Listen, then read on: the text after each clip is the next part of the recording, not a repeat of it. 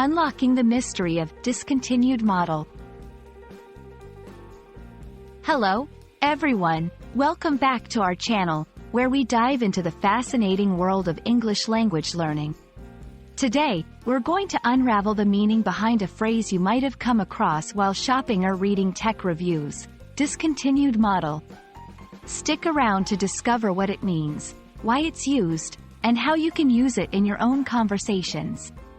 Let's get started.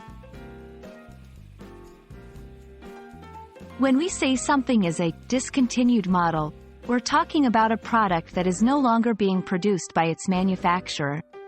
This can apply to anything from cars and electronics to clothing lines and household appliances. The key point here is that the company has stopped making and, typically, selling this specific version of the product.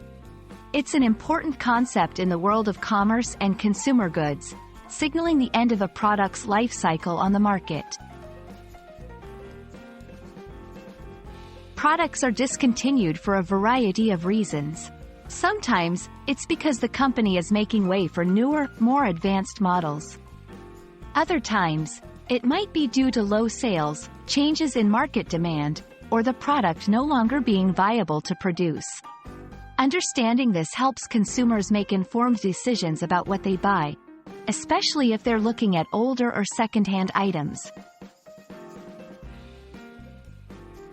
Now, let's look at how to incorporate discontinued model into your English conversations or writings.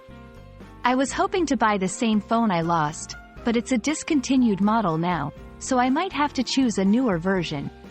The camera I wanted was a great deal, but I found out it's a discontinued model, which means no warranty. While shopping for a mixer, I learned that buying a discontinued model can save a lot of money, but it's a bit of a gamble.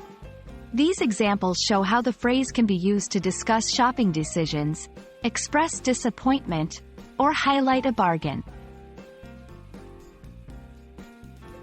Understanding phrases like discontinued model not only enriches your English vocabulary but also helps you navigate the consumer world more effectively.